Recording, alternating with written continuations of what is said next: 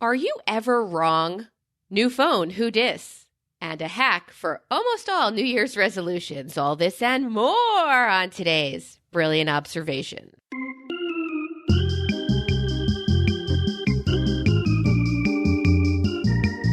So, when I say there's a hack for all New Year's resolutions... What'd you call me? What I really mean is, I made one, and I found a way around it. So call me, and I'm sure I can help you not be the best you can be. Or at least pretend to be the best you can be. Hence, hack. Hey, Amy. Well, first, hey, Amy, let's catch up. How are you? I am all right, or potato. So today, this actual very day, is Paulie's birthday. Is it really? Yes, we've already had our requested birthday breakfast. What was that? He wished for bagels. I had procured at great difficulty and expense stuffed, freshly made Gruyere and prosciutto croissant so that when you heat them up, they're all crispy and gooey and it's like a little ham burst of fantasticness, right? And all this other stuff and little baby tea cakes and all this stuff. And he's like, I like an everything egg bagel with some cream cheese. And he doesn't talk like that at all. But when you're rejecting the best food and in you know, for alternate food, which is also extraordinary. Can you go back to what you got and tell me how you would heat it? Oh, my God. Well, I get that. First of all, it's not even worth trying to make them yourself, although you could. You can buy croissant dough, just flat, ready, already made. Don't make it yourself. You'll fail. But you can buy the dough in sheets and then stuff it with what you like and keep that in the freezer. Or you can buy these things ready-made or buy them from the bakery. When they're made properly and you get them from the bakery, well, you get them from the bakery because you have E, who's the bakery hookup. Don't ever eat a croissant that comes from a bakery just as it is. Turn your oven to 400 degrees. Yeah. Put the croissant in there for 4 to 6 minutes. Yeah. And then it's a regular fresh out of the bakery oven croissant. Oh. Everything re-crisps. You lose a little bit of the butter, but everything goes... What we did that with Stuart went to Morton's a few weeks ago. And when we go to Morton's, we don't even eat steak, which is the whole purpose because they have those onion loaves at the beginning of the meal. Oh, that's right. That come out so perfect. So we have like 11 of those. And we're like, can we get the meat to go? Our dogs would love it. Something is wrong. I know, but bread is like the mothership to me. I feel like I've come home. I feel like it's just, dear bread, I love you. Go ahead, Ginger, put that on a shirt for me. With bread. Yeah, absolutely. Ginger said she was going to make a shirt that says, look here, like you said, to my chest. So Ginger, go ahead, put that on a shirt. Dear bread, I love you. Let's commit. Kisses. Kisses and dough. All right, so he chose bagels and cream cheese. For breakfast. Did everybody else get to reap the benefits of your planning? Yeah, always. We had the tea cakes were there because he doesn't really like cake. So, and I think, what are they called? Like petit four, the little tiny little nonsenses. Cake bites, I think is what we now call them in Merca. When you put them on a stick. Yeah. So rather than go to all the trouble of making the whole thing with the Swiss meringue and all the burger, I was like, if you don't really like a cake, honey, there is no birthday law that requires you to have a cake. Is he aware of ice cream cake? Is he aware of that? He is, and he will say, that's great. I'm telling you, he wants French macaron. That's all he wants. So, and then we had this lengthy, pick out all the flavors that you want. Tell me what you want. And so then the last word was Nutella and almond and pistachio. I think pistachio is my favorite. The pistachios are so good now. And you, of course, prefer them to have the little dusting of chopped pistache on the outside, right? So my you get a son little bit extra. Has those too. He can bring those home too. French bakery, man. It's a French bakery. Oh, my God. Well, I said... Now, what makes this the most special? That mommy makes them for you or that you get to eat them? And he's like, that I get to eat them. And I said, done and done again. So we went to 4 different bakeries looking for lemon because everybody in town, that's what he wanted. And everyone was sold out of lemon. So I'm sitting here thinking, I got to make some lemon fucking macaron now. But and we have like 2.5 dozen macaron for people who are not going to eat. I mean, I'll eat 2. We're not going to eat 2.5 dozen. And so I sort of looked at him and I was like, and I'm going to make you some lemon. He's like, we've got a lot here. So I love this child for so many reasons. So I won't be making them. Yay. Yeah. We're just going to consume what we have. And then he likes lamb. So we have to have lamb chops and parmesan and all the rest of the stuff. And have you shopped for that already? Is that already in fridge? Everything except the potato. I got everything that Paulie wants for his meal. Got it all, 100%. Except Daddy busts in and says, well, I mean, if we're having lamb, we have to have, he likes this it's basically like a potato. It's like a gratin without cheese. So it just turns into like a potato fabuloso. Very, very thin sliced potatoes. And the only thing holding them together is butter. You bake them so that it's so no cheese crunchy on top. In a faux gratin? It's palm, Pommes. You don't say the S, but I always do because I'm dumb. So we say palmzana, and it's pomdana, I think it is. And it's just thinly sliced potatoes, like the diameter of a potato chip, but not fried. And you layer them one on top of the other, directly on top of the other, like you're making a potato stack. Okay. And coat them with melted butter, and then bake them until they meld and reform into an absolutely somehow thinly sliced yet fully formed buttered tato. And then on the top, all of it becomes like a crunchy, delicious toasted mass of fabulousness. And so you slice it like a pie and put it on the plate, and then you lay on the ground and just rub your stomach with happiness. This is what it is. Okay. I think I just came. Wait, let's go back for a second. Wait. So you take it out, you slice it, and then you eat it. You don't put like sour cream on it. You don't put like you could. You're gilding the lily. We've done. Perhaps you don't know how much butter is in this actual dish. It's more butter than potato to ratio. So we've tried it, and it's salt, pepper, butter, potato, happiness. That's it. So we've tried it with cheese in between. Fantastic, different thing. We've tried it with slivered little tiny bits of onion throughout. Fantastic, different thing. Tried it with garlic throughout. Fantastic, different thing. I'm telling you, it's kind of like buttered popcorn is corn, heat, and butter. And it works. This is what this is. This is, any ingredients you add to it changes it, but doesn't necessarily improve it.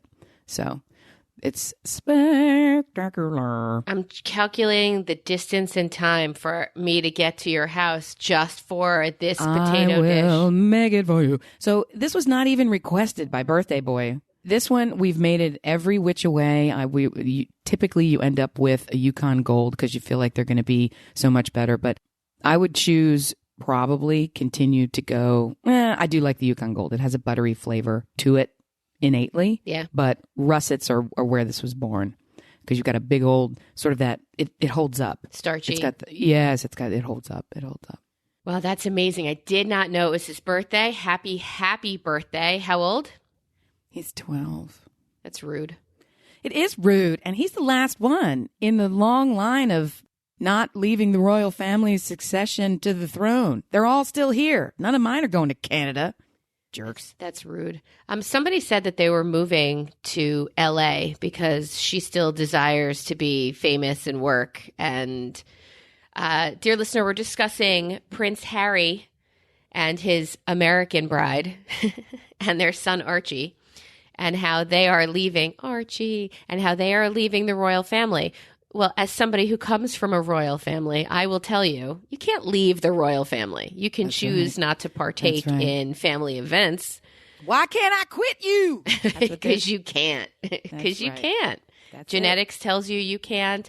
A massacre in your house makes you the king. So that tells you've been you chosen can't. by God. Come on now. This is beyond you. I don't believe in that. No. And everybody knows.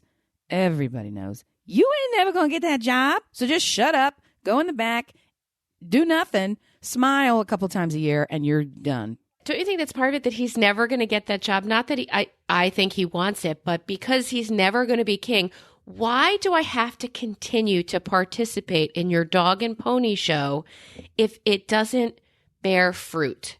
If I'm never going to sit up there on that throne of nothingness and just do ceremonial things, why do I need to make this beautiful family I've made dance for you when in reality we could have far more rewarding lives outside of this kingdom? Meanwhile, Canada, isn't that still in the kingdom? Didn't we have this whole why with the royal family last year? I think we podcasted about it. Well, and I know nothing about it. So, of course, I'm going to talk about it at length as if I do. Zero information. That's my favorite. My suspicion is that, as you said, she, Meghan, is interested in having her own life and her own identity in addition to astride her duties as this marital interloper. She's not born into this business, so she already has a different mentality. But I think the two of them together are principled in a way that they wish to reject some of the trappings of what makes the royal mystique, persona, raison d'être, where's your mother? They wish to redefine it in a way that I believe and perceive, with no backing or evidence to this, that they think they're advancing what it means to be royal, because they're creating a new path, a new channel that is relatable, that is sustainable, that is less about consumption and more about service, is less about formality and trapping and expense, and more about connecting with the people for whom they are meant to be the ideal representatives of. I mean, I feel like they think they're doing the right thing, and I also feel like they fucked it up. Seriously. I think that what I saw in the supermarket, which is where I get all my information, an article leaked about them talking about this with the important people in the royal family, and Harry flipped out and, without telling anybody, got in front of it instead of doing the royal thing, which is to deny, circle the wagons, be quiet for 3.5 years, and then say, well, here's our plan. Instead of just calming down when somebody leaked the idea of what he was doing. He's a redhead. Go ahead. He flew to Canada with the baby. Do you know what I mean? It's like and so then everybody was like, what the fuck are you doing? Nazi wearing Halloween costume, jackass. Get back in stop it. So they had plans to have some long walk to figure out how they're going to do things. But I don't know. I am only interested in the royal family and the trappings of it, in so much as I see it as a parallel to what we're doing in American society today. There was a construct for how our country works, and it has been changing and evolving in ways that make people really, really rankle. And I feel like we're living through that now, in the way that the Brits have been living through this for the past 2 generations of rule. So I kind of watch with wonder. I don't know where I fall on all that stuff. Well, the royal family is just ceremonial. They're just people pay to keep them in that. They don't really, I mean, they have to nod at bills and things that come by, but they don't really have power in a way that's paradigm changing for their country anymore. It doesn't really. But they can. Look at Prince Charles, right? No, I will not look at Prince Charles. That's a good tip. That's a good point. I am so sorry. I draw the line at looking at Prince Charles. Fair enough. Now, what were you saying about the trees in the backyard? I had 35 trees removed from the backyard. Yeah. 35 Austrian pines that were either sick, dying, or dead. How big is your fucking estate?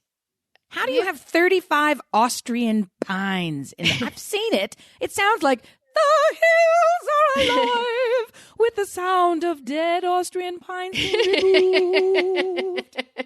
Picture your Christmas tree and now put it 80 feet in the air on a huge tree pole on a trunk.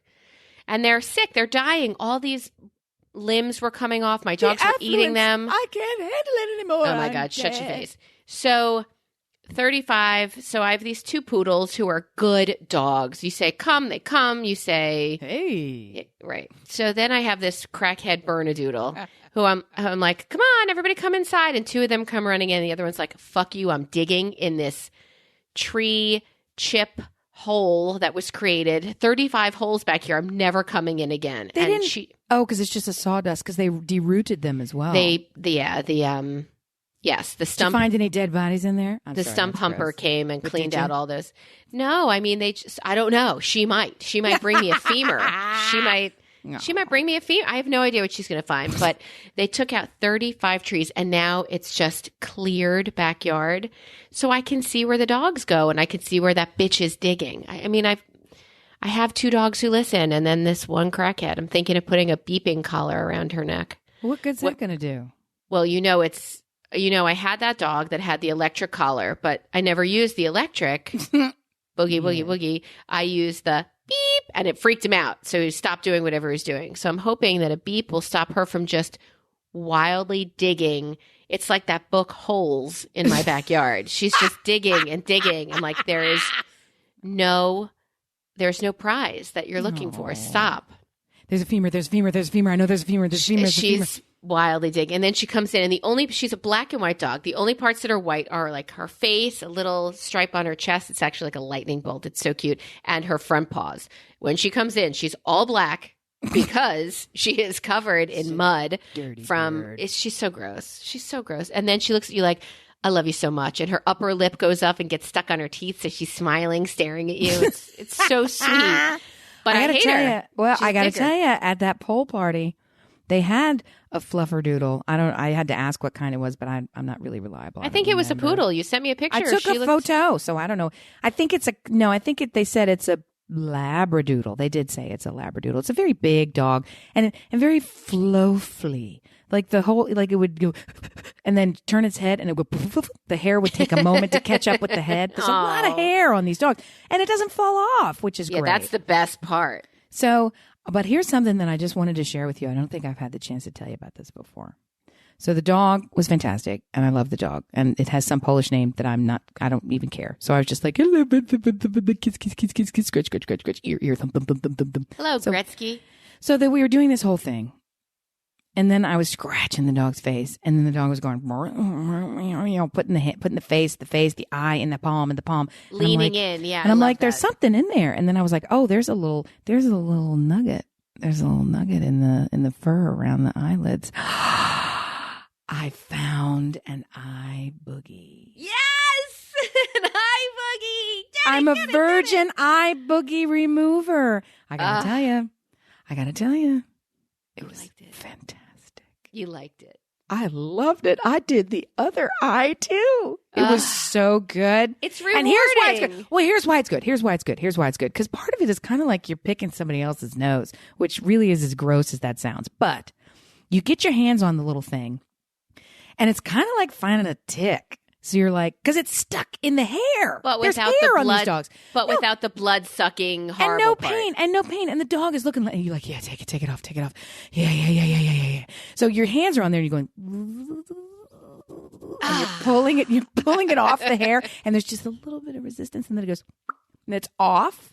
And then you can get rid of it, of course. I'm not interested in anything beyond that. Once it's done, I'm out. But it was like, ooh, I want and to do the that dog again. is grateful and rubs into you and is happy. And yeah, it's good stuff. And they stand there. And even while it's happening, they stand there sort of vibrating like, I don't like it and I love it also at the same time. I think she's going to get it because because there's hair there, that kind of ties and tightens at their face. So to loosen it up and be free of an eye boogie captor, you freed her. I'm a liberator. That's who I am. And I don't know what this is like because all of our dogs don't have that level of facial hair. Right. So nothing gets matted or bumpified. They just get the equivalent of like some mucus schnatz. So to wipe that out, you're just basically, it's extra eye juice that is maybe coagulated. That really doesn't have the same level of allure to me. There's joy in it. Yes. So the balled up eye schmatz was just fantastic. So John, if you're listening, ha. That's right. This lovely poodle mix. I was an eye book virgin and now I'm a pro. You're all in. I'm telling you, you just gotta do it. Once you go eye boogie, you never go back. Why would you? Why would you? It's the best. Thank you for joining my team. Hey, dear listener, my new phone who dis. It turns out that our dear friend Amy got a new phone. Who, me? And who me? Who? I say who? I say when. Yeah, so she got a new phone, which truly, I guess, makes life fun and interesting for her, but it also makes it fun and interesting for everybody with whom she is in contact. What did I do? You ask good questions. So no, I guess you went out last night and you had a wonderful time. Well, I did. I sure.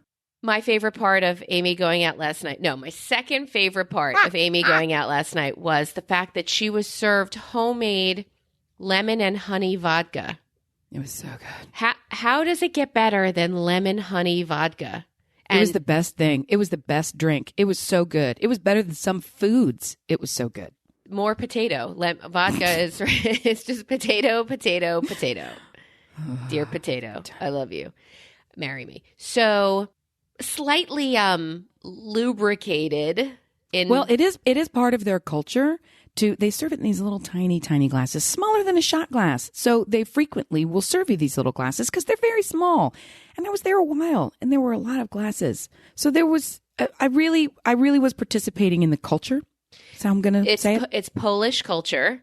And the pictures of the meats and the foods did not appeal to me. I thought, oh, that's interesting. But the lemon honey vodka really would have made all of it go down nice. Like that, that to me was the dream. So here's what I love that I didn't even communicate, because I probably communicated very poorly through most of the night through my telephonic antics. But I will tell you this. They have different names for the toasts, not the toasts, for the drinks. And by this, it's hard to describe it. You'll be 3/4 of the way through some, you'll come to a lull in the conversation, and they'll say, then it's time for the lull in the conversation drink. And it's like and it's an actual thing. It's not like the dude's just making it up. Then there is if it is, you're ready to leave, but you don't want to say goodbye, then there's that drink. Then there's welcome to the table drink. And they all have names. So it's not as if you're just, somebody said, oh, it's 6:30. That's our 6:30 drink. It's like that thing, the thing in Sweden where you wear the comfortable stuff and it's the hugga, all this crap. And they have names for different time. It's gotten to be 10 minutes. Let's name this drink. You only name things that are important to you. I had no idea how drunk the Polish people are. Really, I didn't. It's a big deal. They drink a lot. Well, it's very similar to the Russians. And yes, vodka plays a very serious role. You sent me some videos.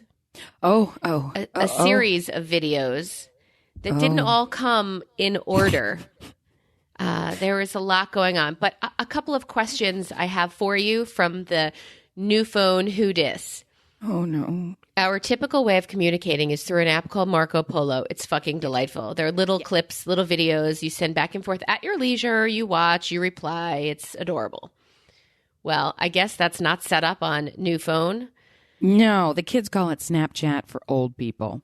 So you record your little thing. Yeah, and so I have new phone, and the application is there, but all of our history is not there. And it's not as if, and it's not as if I can't, well, maybe as Brian likes to say, obvious things. Did you log in? And I'm like, well, of course I did, because otherwise I wouldn't see all these contact people.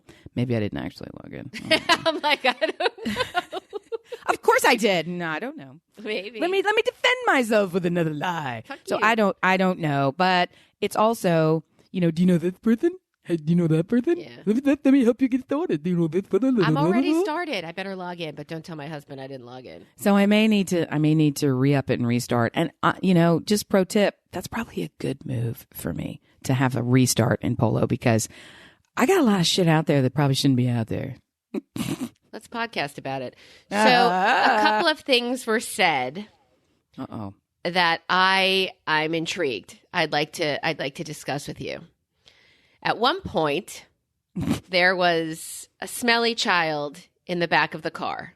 Oh my God. Mm-hmm. Yeah. So smelly child was described by saying, you make sour cream and onion dip, and then you let it sit for 4 days, and then you add herring. That's what he smelled like. Amy, honey, start with herring. There was. Why would you work so hard to get to herring? If herring is involved at all, your kid reeked. It's so bad. It's so bad. I mentioned that today is the day of his celebratory trip around the sun. He is so stanky. The hormones have become involved in his armpits, and they do this French onion dance so that everywhere he can just walk past you, and that's somehow enough activity to blow his pits out all the way through the shirt and the coat and the surrounding pig pen 3 feet radius around him. It's awful. It stinks. There's a distinct moment in a little boy's, in a young man's life. It's like a light when switch. When he goes from being, I can run around and play for several hours and come in and I smell kind of like the sweet dirt of the earth. Yeah. And now when he runs around and plays for 4 minutes, he comes in and he smells like the undercarriage of a mule. It's horrifying. It's the stinkiest shit. It is like a light switch. Something happens. The hormones get released. We know exactly what happens, but it's upsetting as a parent. Start with herring is what I'm saying. You take us right there. We viscerally feel it, smell it. We're all in on herring. I don't know, man. I encountered my first herring ever and I didn't eat it at that party last night. And there were 2 kinds. It was herring 2 ways. It's too much. That's too many ways. Still stanky. Still very, very stanky. Yikes. What up, salty fish? The other comment you made was when middle child offered to go get you water, seeing the state in which you were relaxing. He's a jerk. And he went to give you your husband's water, and you said, no, I don't want that. I want it in a thin-walled glass. Well, that's true. Is that what I said, actually? No, I don't want his. I need a thin-walled glass. I don't want to be putting that thick glass in my mouth. Well, I don't like it. Fetch me. That's exactly what you said. I don't like it. Fetch me a thin-walled glass. Well, I mean, come on. Let's be fair. No, let's be honest instead of fair. Let's be honest. It's better. We have all of those, you know, the kind where you put the logo of it's a stitched embroidered patch that's somehow sandwiched in between weird plastic. And then there's the dumb plastic lid and you walk around and it keeps cold or hot or whatever those idiot. Well, they're not Bowden because those are at least nice. What are these dumb plastic ones called? Tervis. You have to open your mouth in such a way to put your whole face over it. It's a fucking Tervis tumbler everywhere you go. And we have tiny Tervis and large Tervis and mid-range Tervis and Tervis. I don't want a fucking Tervis. I don't need to be like slurping from a mixing bowl thickness on the edge of the glass. So I have glasses that are proper glasses for regular humans. And these assholes, every time they pick them up, they're like, I feel like I'm going to break it. I'm like, you're not that strong, jackass. Holding a glass is not going to cause you to crush it in your burly fingers. So I prefer a thin-walled glass, a proper glass. A thin-walled glass. So then middle child says to you, you're just going to break it. Oh, he's such a dick. Did he really? And you turned to him and said, let me tell you, you texted this to me. It's in your text chain on your new phone. I'll look. And you said, I am not. And he walked away to get it. And you looked right at me and you said, I'm probably going to break it.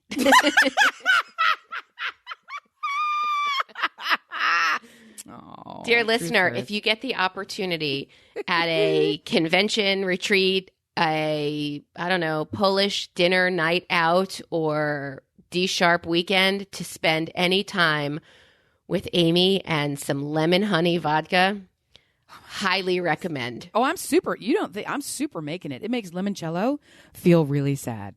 It is super. Limoncello is my favorite. It makes it feel really fucking sad. I've already got the recipe. I got it down. I know how to do it. I'm going to actually try it before I post the recipe because I received the recipe after I've had probably an entire vessel full of lemon honey vodka. So I'll follow up on that before I post it. Can I ask you, is the recipe from potato or from Kettle One? It's actually from grain. He said, "Will you start with a bathtub full of potatoes?" And I looked at him like I was going. I looked at him like I was going, and then he laughed riotously, and he's like, "We're not that Polish." So then they start with, it's not grain, Everclear, which I guess is grain. So he's like, you start with Everclear, and I was thinking to myself, well, what if you started with proper vodka? What if you start with Kettle One? Yeah, that's why I'm my happy vodka. So, yeah. Well, and I also have heard from years past, and I've never done it for 2 reasons. One, because, gee, Lord. And number 2, because I don't own a Brita. But I'm told if you buy shaky vodka and run it through a Brita water filter, with every pass, you are increasing the grade of vodka. So you can go from like Smirnoff to Kettle One in 4 passes of a Brita. Really? If you're curious. I've been told that. But I mean, if I'll just pay the $20 and get the proper drink. Ain't nobody got time for that? Is that your theory? Well, and I feel like you're also surely you're taking something out other than the impurities. You're probably taking out taste. Joy. So, yeah, anyway. Just a pro tip for you. Thin-walled glass. I will certainly post a picture of the thin-walled glass because you'll see the difference and why you would choose it. I don't know why anyone else would drink out of those horrifying dumb glasses. Yeah. You saw me before in days of yore where I got into my car and spilled coffee all over myself because I refused to use the Tervis because it was too thick because we use them for travel coffee. They're hot. You can handle hot stuff. So hot stuff. I won't do it. So I put my coffee in a Solo cup because I'm an idiot. And I got in the car. Oh, yeah, that was dumb. And I put the Solo cup in the car holder. That was dumb. And it went, it got all over everybody, which just happened to be me. I was very angry. Yeah. Yeah, that's fucked. Yeah, I'm a dumb person. That's what I am. Okay, Amy, you just admitted I'm a dumb person, which is both not true and dumb in itself. So I want to know, are you ever wrong? Is this a real question? It is because it can't be real for me. Go ahead, because you know my answer is: am I ever right? I'm wrong about everything all the time. That's on my business card. Amy Fugazi, always wrong. That's right. Don't ask me. So why are you compelled to follow this line of discussion? Tell me. Because, well, first of all, I'm raising teenagers who are never wrong.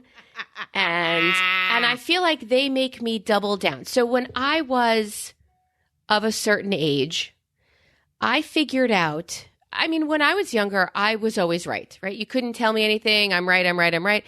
I came to this point where I realized I didn't die when I said things like, really, I didn't know that. And wow, I never would have guessed that. Or, is that right? Leading phrases that allow somebody else to teach me something, or even if I know they're wrong and they're just one of those know-it-all people who have to, what is the point of arguing with a know-it-all? There really isn't one. And that's definitely something I've come to terms with as I've aged. I don't like this podcast. It's just talking about me being old and you in a thinly walled glass. So I did befriend a know-it-all, and when she would tell me everything, this is the way this is. When I knew some of those things were not true, do I want to sit here and argue with you? Or do I want to say, wow, really? I would love to read that article. Where did you see that? Or I did not know that. And then I would go home and I would Google the shit out of it. Right. And I would be like, I was fucking right. And then, I don't know, 2 weeks later, make a comment that makes me right and say, oh my God, you know what? I totally just read this article. You should read it. I think you've landed on the point here. It's not right or wrong.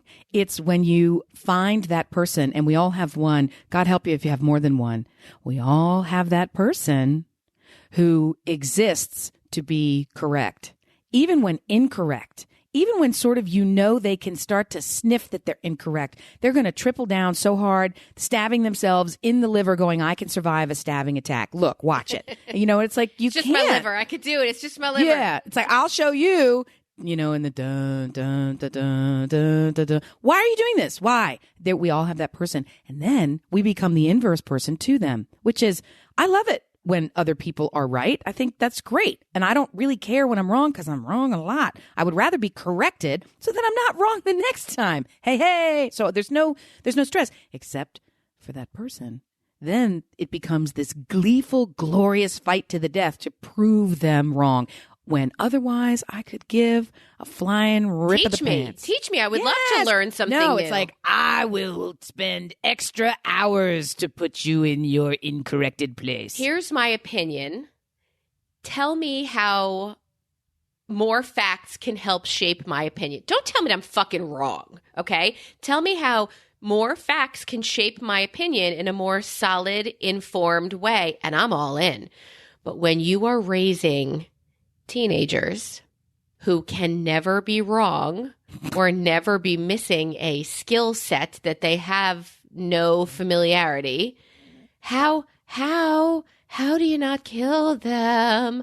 For example, my son just got his driver's license. Oh, God help us. When did this happen? Friday, Thursday, Friday, Thursday, Friday. What the? Where? Okay. Look, I can't talk to you because you hang up on me. Why is this not the first thing that you say? You got to spend all your time talking about how stupid I am. I think, spoiler alert, I think they know. I think that's old, well-known, well-trodden news area. Let's... Ethan gets his license. So now go. Yeah, so when we're driving, I've been driving over 30 years. He's been driving over 30 minutes. But if I make a comment like, hey, you need to, I know, Mom, I know what I'm doing. I know, Mom, I know what I'm doing. Actually, you've never had this experience before. What on earth makes you say, I know, Mom, I know what I'm doing? It, like, my whole head splits in half and my brain melts from inside and smoke comes out. Like, why can't you just use those phrases? Okay, let me try that. Or I did not know that, or thank you, or next time I'll know better, or I mean, I don't even need you to say thank you. Just say okay. Or let's come up with a code word called rhinoceros tits. Like, I got it. That's a good one. I've got rhinoceros tits. Why can't we have a code? Why can't you realize that you're doing something brand new? I mean, if I wanted a tutorial on TikTok, do you think I would sit next to my daughter and say, I know what I'm doing. Stop it. Stop. I can do this. Or I'm right. Do you think I would do that? Or do you think I would say, how do you set up the time drag so that I can re-record? Like, why? Why? When? Okay, maybe the question is when. When does it come where you don't know fucking everything? Because we've discussed there are adults who are this way. What event needs to happen? Like a huge car accident? I should have listened to my mom. I do hydroplane when the road is wet for the first half hour. Like, what? Maybe I should have left an extra car distance on the wet road or checked my mirror to see who was going to ram me in the ass when I hit the brake. What? When? Why? How? Pick any of those questions and answer two of them. Well, I don't mean to be helpful.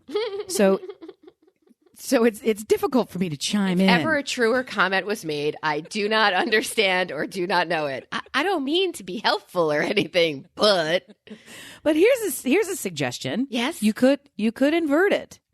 You could, as we always have to fucking do, as the parent, do triple the work for these little assholes. Instead of them learning how to behave, you could model the behavior and flip it. So instead of waiting for him to have some kind of decent reaction, you could preempt the reaction by saying, I've got a tip for this situation. I've got advice for this time. Here's something you need to know. And then let him opt in, as opposed to beginning and having him figure out how to gracefully opt out. Because what I've learned with Rocky, first of all, he's got a whole slew of conditions that make it kind of tricky to communicate with him from time to time. So we've learned our shorthand is when he's moving along and trying to get something done, he's so up in it, he sort of needs to keep going. And when he gets pulled out of it, he doesn't hear anything that I'm saying. All he hears is disruption, interruption, and criticism. And it's hard to get back into it too. And then he's lost. So it's sort of like, thanks for knocking me off the balance beam. I was in the middle of doing the flip, and now I've broken my neck. Like, that's sort of where he gets his, and we're not even gymnasts, so I don't know where that fucking I don't know, but it worked. It worked. So my point to you is maybe there's something that you could do, or have it, or in a non-driving moment, say, look, there's a couple pieces to this puzzle. First, you a jackass, I'm not. Next, I have the information that you need. Thirdly, I need to give it to you so that we don't ruin this $80 billion car that you are so fucking lucky to be able to drive. So how are we going to do this? I can say, when I see that you need something told to you, I can say something needs to be, rhinoceros tits. Or I can just bust into it, and if you can't do it at the moment, say, give me 5, or whatever I need to, say, dingle dickin', whatever the thing is that, why is everything about the genitals? I don't know. I like it, though. I don't know. And I also have a feeling that this kid, I don't want to say the truth. You got to stand in your truth. You just got to stand in your truth. I got a feeling this kid's a good driver already. I really do. told you it would be loaded. I do. I don't think you're right. Without any evidence, I do. I think he needs a lot more experience, and I don't think you're great at sex the first time you have it. I think I was. I think I am. I think I say who.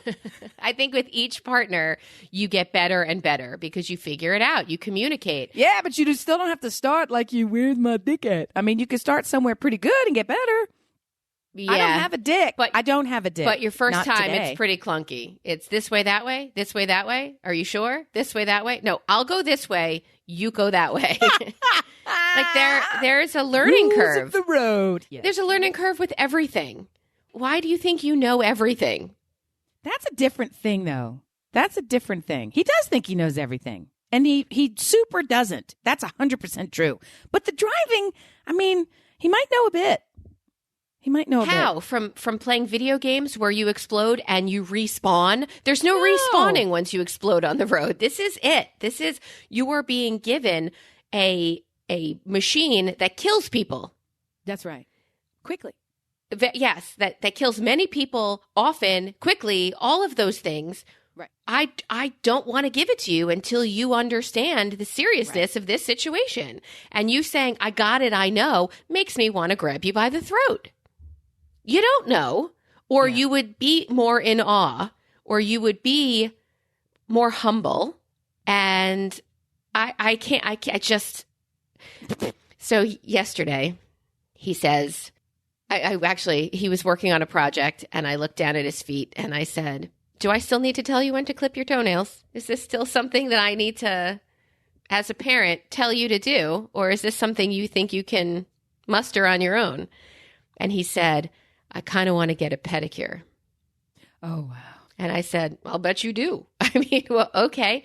And then he said, can I go in the car to go get a pedicure? That I now am licensed to drive? Yeah. The answer is hell to the no. I said yes.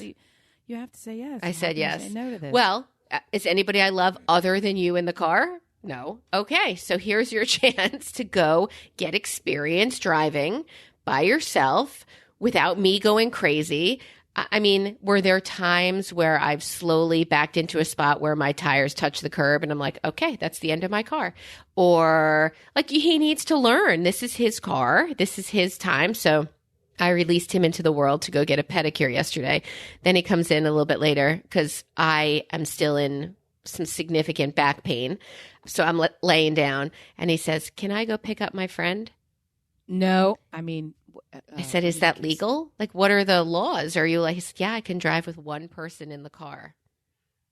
Is that true? That's what I said. Is that true? But again, I didn't say, no, you can't. I said, let's is say, that true? Well, let's say we're in different states, and I can tell you the rules and restrictions in the state where we live, which is not your state, so they may be vastly different. Here, within the first 6 months of receiving your unrestricted, it's technically a restricted license because you're a new driver. It's called getting your nines.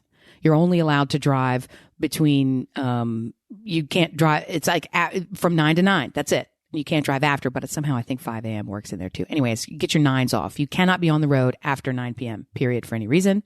And you are only allowed to have, I think it is one other passenger in the car, but you're not allowed to have any phone of any kind. You can't answer the phone. Doesn't matter if it's hands-free. You're not allowed. Like, that's just total. It cannot be even on, that's ridiculous because a lot of times they're using it for navigation. I thought you were going to say for Netflix. And I'm like, wait, what? They are.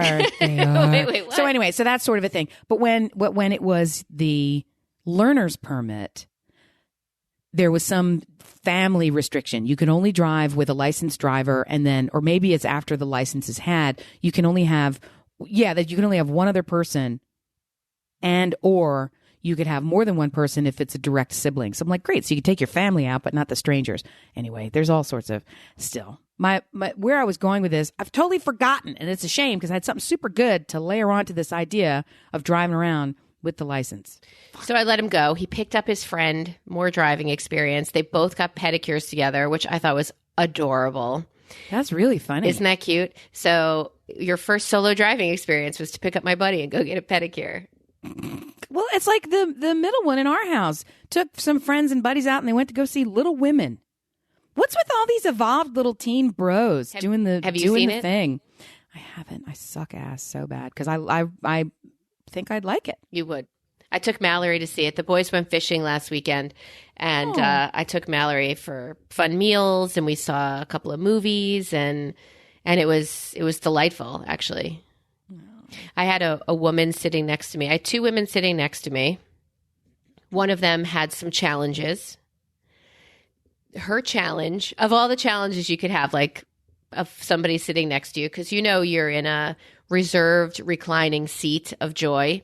Yeah. And this woman next to me found it necessary to sing all the background music, matching pitch to all the background music. So Mallory's enjoying a delightful movie next to me, and I've got next to me on my side. What in the what? I mean, part of all the things, like she wasn't screaming at the screen. There was no weird, but she was singing as like, the music rises at a climax of the movie. Was she on the spectrum somewhere? She was, or was on she just something. an engaged viewer? No, she had her mother brought her there. Because I'm trying to understand how irritated to be. If this is somebody who has any kind of condition. She definitely had several conditions. Okay. She had a cocktail. And as it got higher and it rose, she got louder. And oh my God. And I thought, good for you going out to the movies and sitting next to me. Shit balls and firecrackers. Yeah, I just thought, what if it was like Rise of Skywalker that we were watching? Like, oh my God, what no. would you have been doing if it wasn't like pew pew pew pew pew pew pew pew pew. So I mean, and when they left, I said, "Have a great weekend. Enjoy your day. Whatever." It was amusing and You're a good sweet, person. and it was whatever. It was Little Women. But yes, we saw that too, and that was super cute. Did I tell you on our last podcast that I made a New Year's resolution? You did? Why? Well, what are you? What am I resolving? Well, before we dive into that, I want to tell you about New Year's resolutions, because we talk about Larry David quite a bit. You know Larry David. Oh, I saw his resolutions. I love him. Yes, his New Year's resolution is one that I'm going to take to heart, and you're gonna silently appreciate why. His New Year's resolution is pee before you go. Just pee before you go. Just make the effort. Take the time. What do you got to lose? Wherever you are, pee Or before you are. go. Yes, just go and take 2 trips. That's the other one. Why do you have to do it in one? Take 2 trips. So I will not do either one of these, and I will continue to cause myself pain. I should listen to you, Larry, but I won't do it. I already do that since we have had little kids. I always say pee before you go. So that's always been I really don't want public bathrooms with small children, so I always do the pee before you go. Although there have been times where I've been waiting at school and been like, did I pee before I go? As I sit in the parking lot waiting for the kids to come out, I'm like, I don't think I did. But what are yours? I have one right now. I'm a work in progress. I've never hidden that from you. My mind, my body, my mind, they're all failing me of recent. And my body, the whole back pain. I had an MRI this week, and the MRI tells me that it is disc 5. It's L5S1. I have a herniated fiasco that shoots a bulging disc. I have a bulger that runs my ass and leg, and numbness and irradiating pain and I've got those. Everything but joy. So I got on Dr. Google, and Dr. Google told me this can heal itself given time and whatever, but therapies can help, and you shouldn't really need to seek help unless you can go a few months with resting and not. So I did seek help, and I'm going to start physical therapy, and I'm going to see if that could do it. I really don't want shots, and I absolutely don't want surgery. So I'm going to ride this out, friends. Come with me on this journey of heal thyself. Is the physical therapy going to include things like, you have no idea, or does it include things like traction, which would be the first thing I would tell you, which is they grab one end of you and the other end of you and go, this is going to hurt a little bit. And they stretch you out like you're stuck between those 2 tractor trailers and the hitcher. Kidding. They do actually. It's just they put a little more space in between gently. And when they give you just that little bit of a pull to have a little bit of space, it relieves the pressure on that one bulging area. Does that nerve pop out of that No, it's just the part of the reason the bulge is so painful is because it has grown too large for the space it's in. So traction is the act of putting just a little bit more space in between the vertebrae so that you can have a moment's breath. So we have dear friends who are yoga addicts. And they said, well, we could fix this. You just need to do yoga. You need to stretch. You need to lengthen. You need to everything you just said. And I said, that sounds great. But what I need to do is not be in pain first because then the immediate thing that you should do is get some weed. That's number one. I found a whole bunch of weed in the cabinet. I couldn't believe it. What cabinet? Well, I don't have it. I've never, ever bought weed and so I don't even know. But I think I've said this before. A friend at the end of a sort of a weird birthday party moment, I had helped her unexpectedly and she passed me a whole giant vial of prescription weed pills. So, and I thought I gave them away. Come to find out, they're up in the cabinet in the kitchen. So, it's kitchen. It's a mass. Well, I have a box of partially used prescriptions. Don't yell at me. No, I just don't know why you don't bring them to our gatherings. I keep them up on a high shelf, sealed in an unlabeled container, stuck behind something that no one will ever touch, like unsweetened cocoa powder. Oh, yeah. It's nobody's touching that. It's like sadness dust. Like I put them all the way so nobody, and we were rooting around for something. Somebody needed something. And I was like, I think I have that in the secret area. So I went and got it down and I'm like, oh, I'm telling you that it's one of these prescription bottles. I didn't even know they made them that big. It's the size of your closed fist. It looks like an animal prescription bottle. It's like a weed. So get you some hallucinogens or something. Some of them, guayacasa. What are the mushrooms that make you crazy? Viascos. What are they? Are you talking about ayahuasca? Ayahuasca? That's the one. That's those. I do that all the time. Ayahuasca? I'm the expert. That's me. I have those. Yeah. No. Put a triangle on your head and sit Buddha style. You're going to really I'm going to try to strengthen and grow and do all of those things, starting with physical therapy because they will start me at things that won't hurt. So I will do those things. And then I think I told you last time I'm going to try yoga. But that's body. Now mind, which I feel I'm losing every day. Right. That's an agree. Yes. I used to be a voracious reader. That's why we're friends. Don't be concerned. That's why we're friends. You used to be. Yeah. Well, you still are. You secretly are no longer who you were? I used to be a voracious reader. And because of the do 5 things at once kind of mentality that I've taken up basically Netflix and things in the background while I do.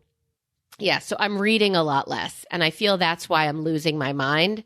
So I made a resolution to read X number of books. I didn't want to put a number on it because I'm only going to disappoint myself, and I want to read more, right? So I'm like, all right. Somebody posts, oh, I read this great book. Oh, I read this great book. I'm going on a trip. I need a book. Book.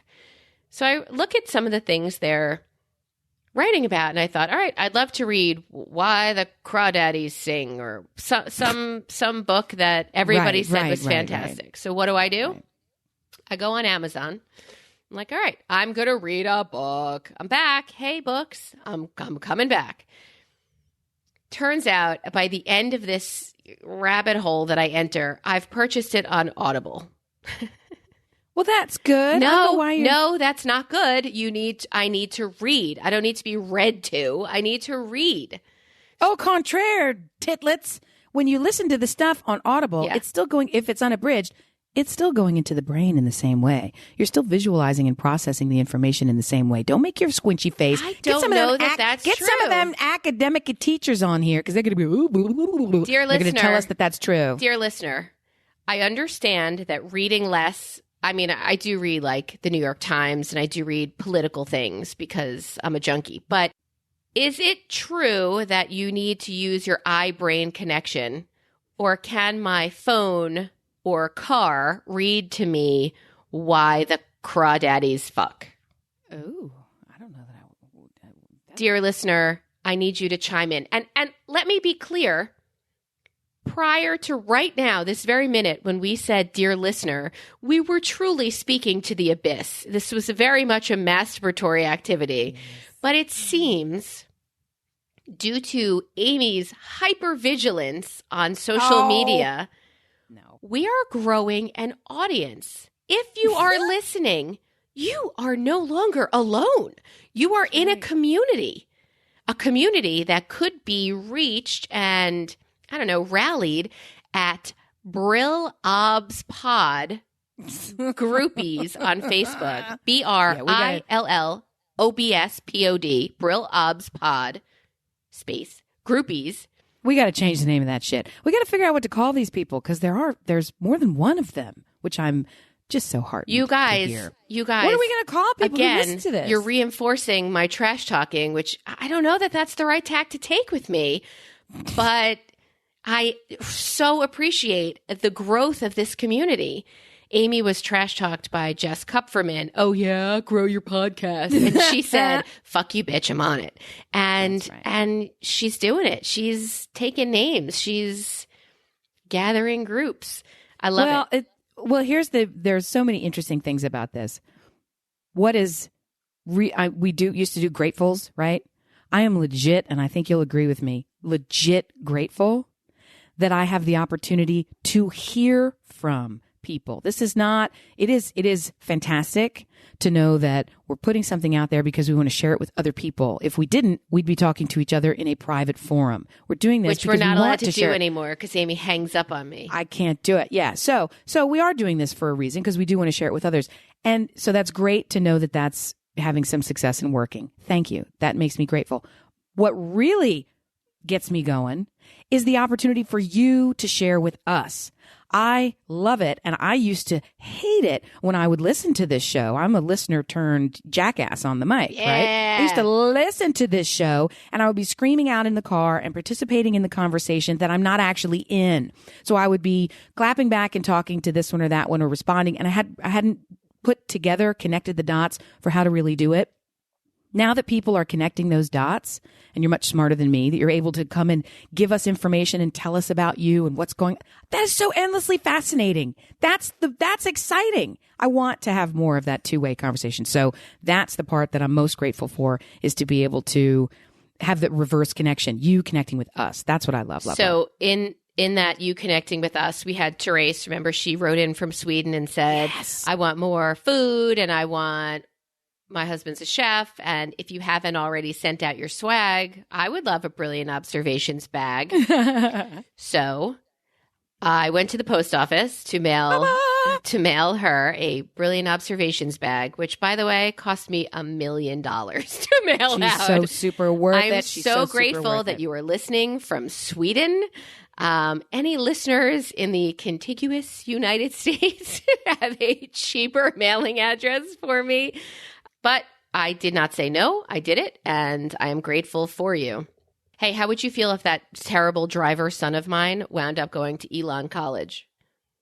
Oh my gosh. Elon University. Sorry. I think that would be spectacular. And as a matter of fact, I'm reconsidering my kibosh on having Rocky even apply there. He didn't apply there. It was one of his early college tours. He instantly fell in love with the place and never wanted to leave. We have several friends who are professors there. We have deep connections and, lots of reasons to think it's great. But I just felt because it's nearby and it's a private university, I was looking for my kid to have a bigger, larger, you go to a large school now. Right. My child does not go to a large school. So I was like, you need to be pushed out of the boat into the ocean and figure out how to swim. But anyway, putting all that aside, and because they don't have his major, which is the only reason, I was like, well, now I'm getting into that backup season where 6 applications are out and they only went out the last 2. The deadline was only in December. Right. So to not have heard from them yet is not a big deal. But we've heard from one and got a yes from one. The other 6, can't see that. I can't go to college because I can't add. Haven't heard from them. So now I'm thinking there's this regular decision timeline. I might throw some more in the mix. So go to Elon. He went to an informational session. At first, he's like, I want to go to a city school. I want all the majors. I wanted this big, rah, rah. Then he goes and he hears you go to the professors' houses for dinner and they're vested in you. And it's a very tight, really close, small educational experience, and all of a sudden that started to sound good to him, which really just says he's no fucking clue what he wants and everything is on the table. I will do this. It doesn't have to be Elon.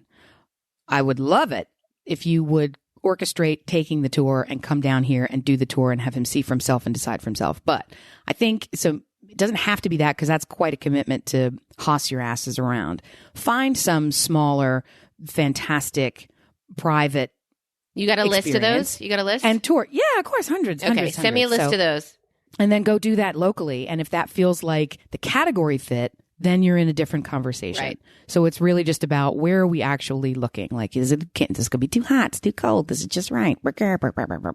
So yes, same Goldilocks. sort of thing. I'm sending Goldilocks to school. That's right. But yeah, that place is like a shining city on a hill made of gold. And unlike some of the other small boutique universities peppered throughout the United States, only because they're relatively in the backyard, I immediately disregarded and also didn't know they're actually kind of a big deal in a lot of ways. So they're ranked in lots of stuff. And I was like, the more you learn. But I learned that about even my own stupid university. People would post from this school or that school that I went to. And I would look and I would be like, really? We do? Yeah. Are you kidding? Seriously? So, Wait, you mean you didn't just fight with them because you thought you knew better and you didn't just start a fight? I know everything. That's what I know. Yeah, because you're not 16. Yeah, I don't know where that's going to lead us or what's going to happen. But dear listener, if you have a New Year's resolution that you would like a hack for that I could get you out of, write in. I'd love to talk to you. If you still feel that all of your stuff could be carried around better in a Brilliant Observations bag tote of sort, the second person who writes in to ask for it will have it. Please have a mailing address that doesn't put me in the poorhouse. I'm starting to feel like you're getting into wrap up mode. And before we wrap up, I want to ask you one quick question. Yeah.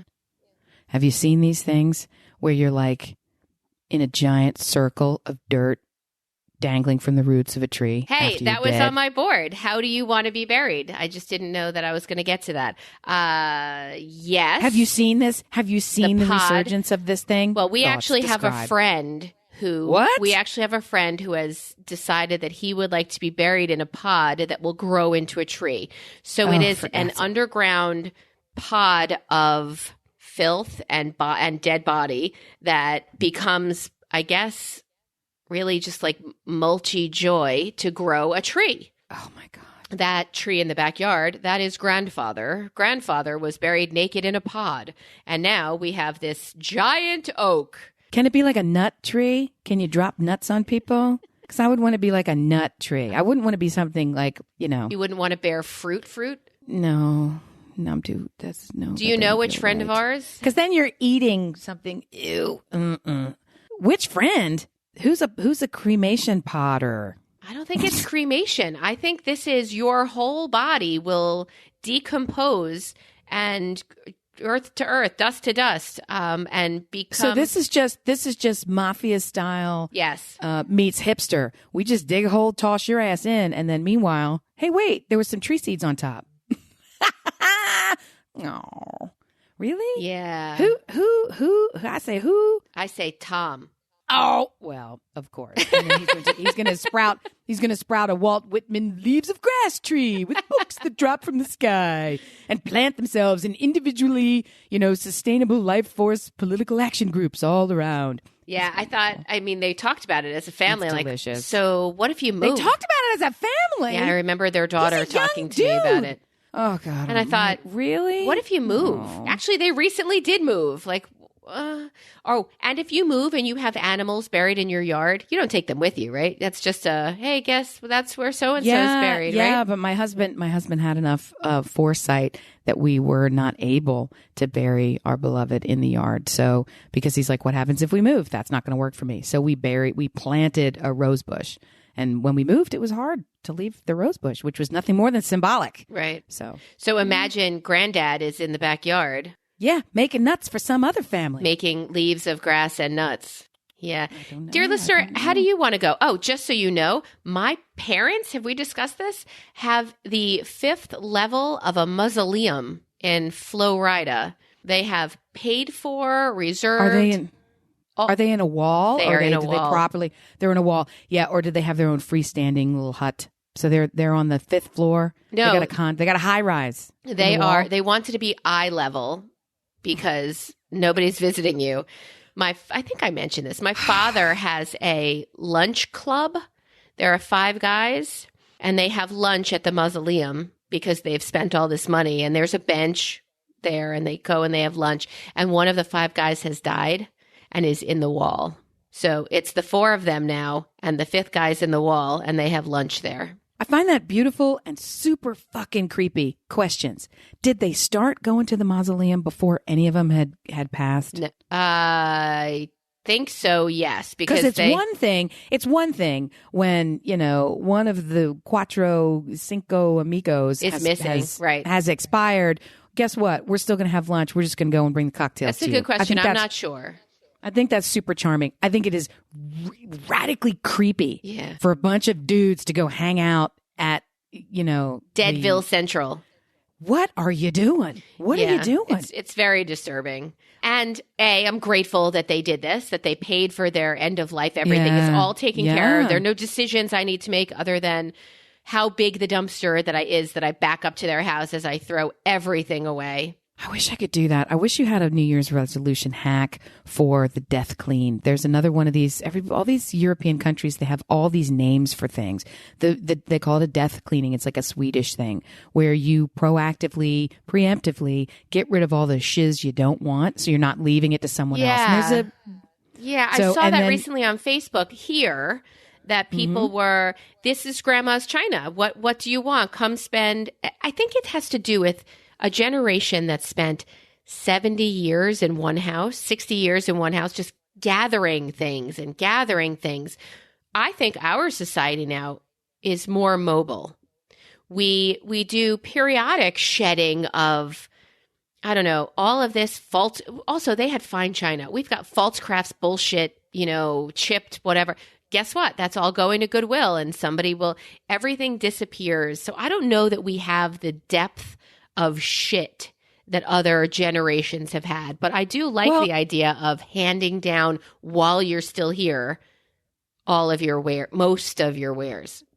Everything you say is right. And then you layer on to that the idea that prior generations, if you are lucky to have come from such a lineage, that was how the assets were transferred from generation to generation. It was in the form of a thing, an object that was physically passed from person to person, household to household. It wasn't as much about the bank account. It was this item of value that lives on and lives on. And the longer it lives on, even in the form of the house that goes to someone else within the brood. Now you don't have to buy the house, and that one came with value. So maybe you buy a second house and that one goes, and that's how these empires are built, right? We did not come from such a lineage. We came from a boat, right, in 1901, or thereabouts, right? So this is a little bit shorter time period. And we didn't have a household full of things. We had a household full of memories and experiences and happiness, right? Stories. Exact opposite is now. My kids hopefully have the childhood full of memories and experiences and love. I'm pretty confident that's correct. But they also have a life and a house full of things. Even today on the birthday, what the child has everything.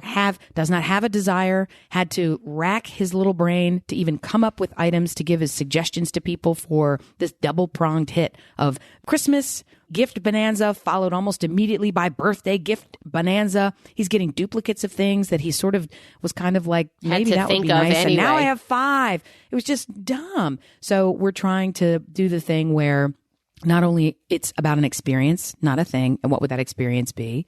Then beyond that, how can we get rid of some of these things? And it hurts my heart that things that were important to me or important to us are just given away. I don't necessarily love that. But things that no longer have utility or usefulness, I also can't seem to sell them because I just can't do it. It's not that I am emotionally attached to it. It's that I have some sort of physiological block. I can't return things to a store. I can't sell things in a garage sale. I can't make my bed. Like, these are the things where I'm just... Here's what you need. It's an impossible task. Here's what you need. You need another human who is not attached. So I had a young woman who was living with us briefly who promised to, when we moved, all of these things that we don't use, she was going to sell on eBay. and I was going to give her a piece of whatever she sold it for. You know, I was going to. This will be your job, and here's your revenue. She just never did it. She was kind of lazy, so she never ever did it. But that's the human that you need, and that's kind of a great business. If you know what's your kid going to school for? Selling memories? I don't know. There's just something. We talked last week about how my kid bought shoes to resell. They have businesses where they're selling. Yeah. Go through the house and stop touching my first gen iPod. It is not for sale. But look at all of these other things. He wore light up sneakers for his bar mitzvah. He wore them for 3 hours. That was it. You could sell those. They're a size that every kid wants. There are all of these things that you can go through our home and you can't be the one to do it because you are attached and you do have that Marie Kondo block on you somewhere that doesn't allow for you to set things free. Is it though? Here's my deal. I've gotten very successful. Part of it is throughput. Part of it is time suck. I'll get into this 50-50 game where I'll get into the process of doing it and I'll think this is more wasteful than simply bundling everything up in my arms and dropping it out the second floor window. Like, you know, to spend all this time sorting and organizing and cleaning and ironing and packaging and putting a little label on it. You and don't thinking get about some joy from that process because you are so organized. There is no intrinsic reward to you by sorting and ironing and packing and all the. I love it when it's done. When I'm in it, I can get a kind of there is no word. It's not exhilarating. There's a kind of pleasant competence that's going on. Herein lies the problem. I can't move to the next step. We have an entire room of the house. The exercise room has a double closet in it because we just didn't need another bedroom. We built the house and said, this will be our exercise room, has a sport floor, the whole thing, right? So in that should be a regular closet. It's now become the storage closet for the packaged, boxed, bagged, everything folded, pressed, sorted, ready to go. Stuart would love that. He would just put it in his fucking car and go. Stuart would love that. Yeah, but it's like I won't give it away, which is dumb. I should. But I look at the cumulative value. I mean, all the hiking boots. I've got 5 people in this house. I think I've mentioned the caliber of the items that my lovely and crazy husband will spend on any fucking thing. So the light up sneakers that we have are the highest grade ridiculous professional hiker boots for the 9-year-old to wear on the weekend trip. Worn once.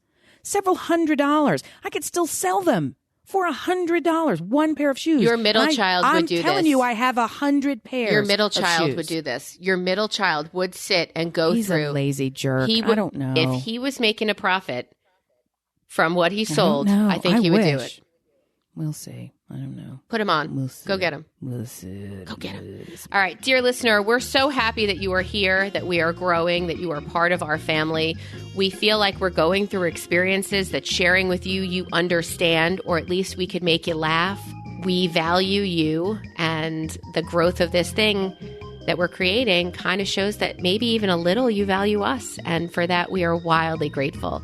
Please find us at the usual, all of our socials at Listen Brilliant, or email us at listenbrilliant@gmail.com. Nope, I lied. brilliantobservations@gmail.com. I should probably get the other address because I already put it out there. Who knows? Who cares? But the thing is, once you get on Facebook and start, searching around, you're invariably going to find our group page. And the point of the group page is that's the two-way dialogue. That's the conversation page. The name of the group was made in haste by me. It's super dumb. So we're 100% going to change it. What we're going to change it to, I don't fucking know. It's your group. We're open. Why don't you tell us? Yeah, tell us what you'd like to be called. I don't know that you're brilliant observers because that makes you sound like you're a religious cult. And P.S., not so. And we don't want to lead you religiously. We want to make you laugh at people who are led religiously. We can't lead ourselves. So, clearly. That's shit we mock. Anyway, that's shit we mock. So sign up, join in, keep talking. And frankly, don't do anything at all because everything you've done up to this point is laudable and so exciting. And thank you. Legit. Thank you. It means a lot. Okay. Bye. Next time, kids. Ciao.